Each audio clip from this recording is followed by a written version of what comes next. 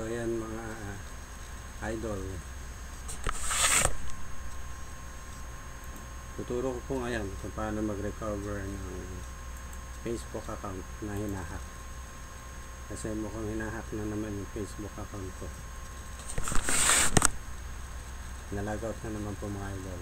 Try po natin i-recover.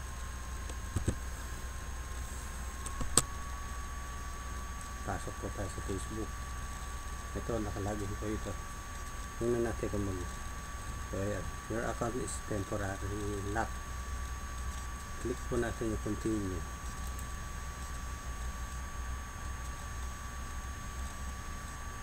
Keep your account secure. It looks like some change were made to your account. Now will help you change your password.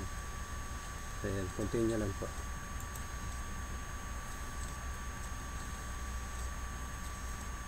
Mag-change password po tayo kasi nga po hinahack po ng mga mahusay na sa social media.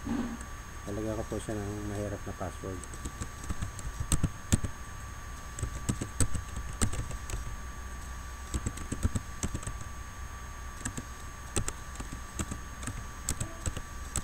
Make sure lang po na may letter and number.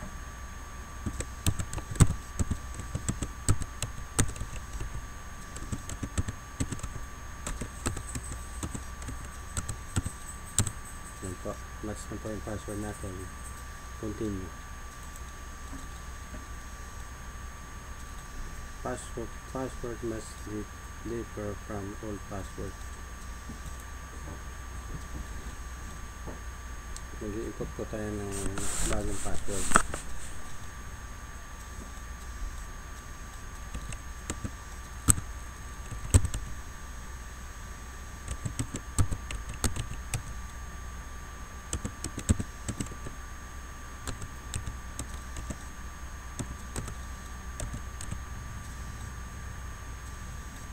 Kailangan po yung kakalimutan yung password na nilalagay nyo.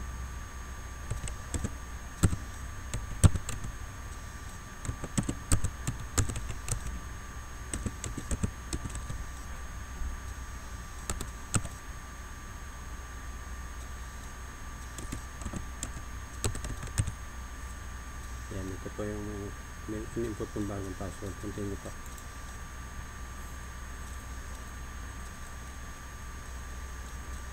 If you didn't add these people or follow their profile yourself, you can remove them.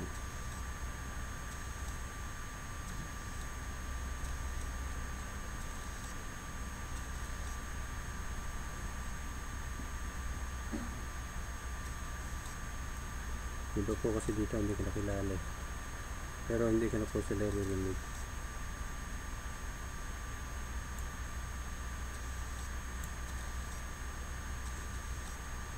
Pero gusto ko po mag-remove ito. Hindi ko po ito kilala. Remove. Ito. Okay na po yung dalawa.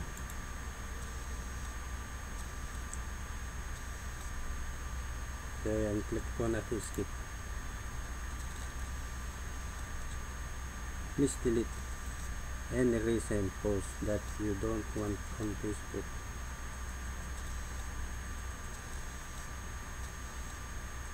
So ayan, magpapadelete po siya ng post, pero okay naman po, kilala ko, ako naman nag-post niyan. Skip na lang po natin. Please delete any recent comment that you don't want on Facebook.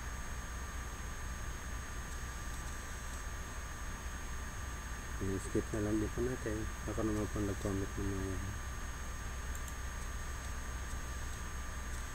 All done. Thanks for taking the time to secure your account. Go to newsfeed.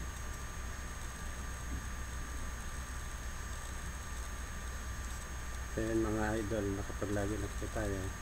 Ulit-ulit ko itong na-encounter.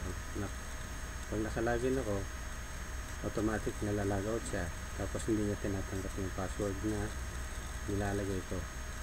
Try po natin yung logout. Logout po natin.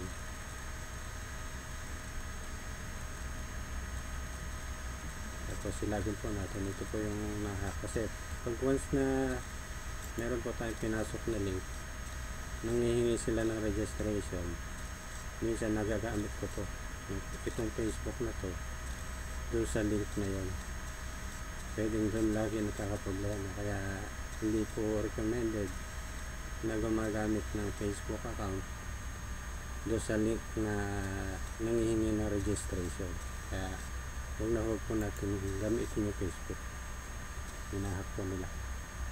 Try po natin lagi yung ginawa kong password.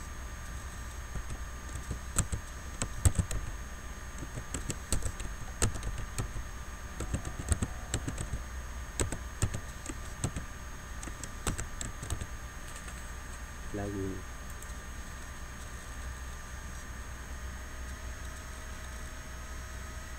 Kaya napasok ko sa ating mga idol yung ating Facebook.